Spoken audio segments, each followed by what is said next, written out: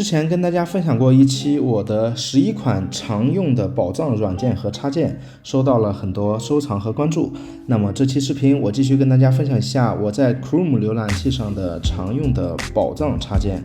对我的工作效率有很大的提升，在此也就安利给大家。大家可以根据标注的进度选择性观看，或者如果你也用同样的插件，也许我可以给你提供一些新的用法和思路。首先我们先说一下我分享的这几款软件它的安装方法吧。在安装方法上，他们统一的都是在浏览器上，在这里点开这个设置选项，然后这里有个扩展程序，访问应用商店，然后打开应用商店之后，你就输入对应的名字就可以了，那么你就可以下载安装这些插件了。那么我先推荐第一款吧，第一款插件就是这个叫 Cedar 的一个 ChatGPT 的侧边栏，其实它的功能真的非常丰富，它也是 Chrome 的年度插件。作为 Cedar， 顾名思义，它本身的最正统的用法还是在这里点开 Cedar， 它其实就是当成 GPT 或之类的集合了各大模型去使用的。比如说现在它可以用到 GPT 的 4.1 模型了，包括这个 Cloud 3.7 这些都可以用，不过这些是需要积分，也就是需要付费的。然后你就相当于你开了这一个软件，你就几乎所有的主流的大模型你就都可以用了。我跟大家说一下我是怎么用这款插件的。首先它其实很好用的一个功能是总结这个视频，但是我的这个账号现在过期了，我没法跟大家演示了。我点一下总结视频，我就可以把整篇内容的概要提炼出来，对于你快速的理解一篇文章是有很大帮助的。其次呢，就是你装了这个插件之后，你在划线的时候它会弹出来这一个提示工具栏吧。然后我常用的一个功能是什么呢？就是解释单词。你说解释单词，我在百度上就可以查呀，为什么我要在这里直接用它？它的优势是什么？我给大家举一个例子，它在这里写什么 photography crash，我就会很奇怪， crash 我们通常的意思不就是碰撞吗？碰撞课程还是理解起来有点难度，对不对？正常的情况下，我可能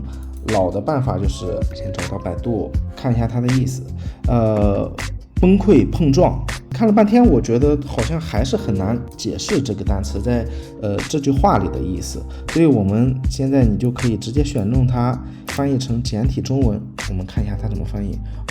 它会结合在当下的语境告诉你，马上就明白了。对于英文基础没有那么好的人来说，我觉得很有帮助。然后呢，它还有一个很好用的功能，就是你知道我们在看一些文献的时候，你比如说百度文库的一些东西，那我们如果复制的时候，那你看我现在点一下 Ctrl+C，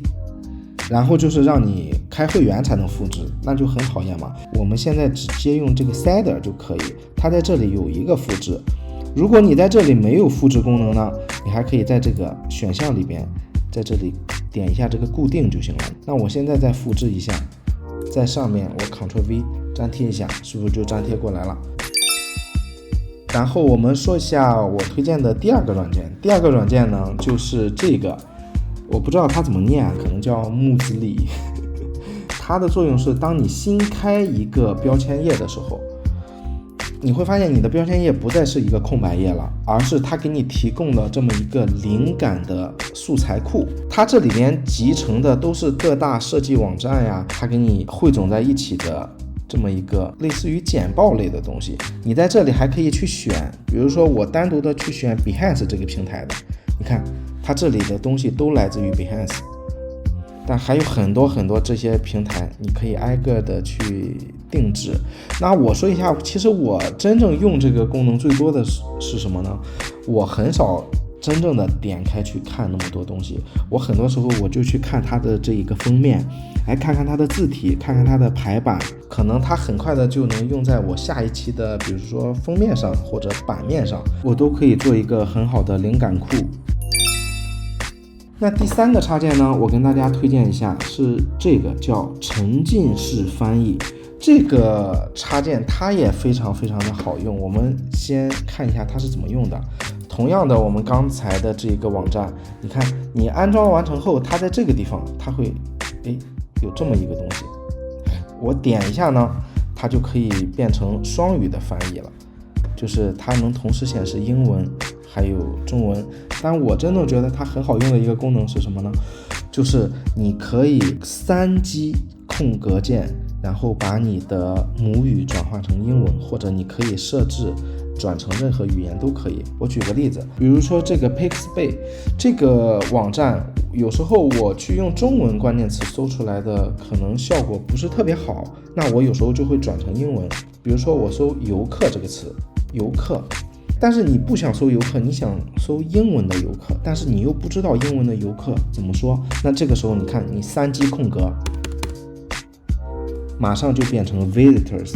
比如说我在写一篇文章或写一个句子的时候，我现在正在吃晚饭，吃饱了，那我现在翻译一下，你看它翻译的非常准确。然后它还有一个很好用的功能，就是装上之后，你看英文视频的时候，它会在这里蹦出来它的插件，你点击一下，它可以开启双语字幕，这对于你学习英文也是有很大作用的。说到了英文学习呢，我接下来推荐的另一个插件呢，就是有一个国内的开发者，他开发了一个叫百词斩助手。这个我不知道有没有人去用百词斩这个 APP 啊，因为这个 APP 它就是用来记单词的，但有时候你在网页上看到的单词，但我想记下来记在手机里就有点麻烦，对不对？因为它不能同步过去。但是你安装了这一个插件之后呢，我们随便找一个啊，比如说tutorial 教程，你划一下，其实在这里它也其实能蹦出来 tutorial，它有发音，但是我在这里一定要跟你们纠正一下啊，就是可能很多人会犯一个错误，很多人会在这里点一个收藏，但是它这个有一个 bug， 你点了收藏，它并不能和 APP 同步。那正确的做法呢，就有点麻烦，你要先复制一下，然后点击这里，点击百词斩助手，然后粘贴收藏。这个时候你点了这个收藏的按钮之后，那么你的 APP 端会同步过去，非常快，这个还是不错的。如何在电脑端查看你的百词斩的词库呢？在这个助手后面这里有一个选项，你点开选项，它就蹦出来了。接下来我跟大家推荐的是叫 NDM Neat Download Manager 这个插件，它的作用是什么？就是它会取代你浏览器默认的这个下载，比如说 Chrome 自带的下载，它会用它的这个方式碎片化下载，就可以加快下载速度。我跟大家举一个例子啊，然后我找到这么一个视频，然后是26.3兆，大家可以看一下它的下载速度。真的1秒不到它就下完了，非常非常快。所以当你网上有大文件的时候，你就用这个 NDM 下载，非常非常快。最后一个推荐的呢，我跟大家推荐一个这个叫类似的网站，这个功能就是它有助于让你发现同类型的网站。比如说我找到马格南的官网，我想找到还有哪些网站能提供这么经典这么专业的照片，然后我就在这里点开，然后找到这个类似的网站，看它现在就会弹出来了，对不对？这里有Flickr， 还有这个 Getty Image， 所以有时候你可以通过这种方式帮你快速的扩展一下你想要的同类型的网站。好了，总的来说我要跟大家推荐的这些插件虽然不多，但它都是我在日常的浏览器工作中常用的功能，它对我的效率有很大的帮助。如果你觉得这篇视频对你有帮助的话，也希望大家可以给我1连、2连、3连支持都可以，我也会持续的跟大家分享干货，大家记得点个关注，下一期就不迷路了。好了，拜拜。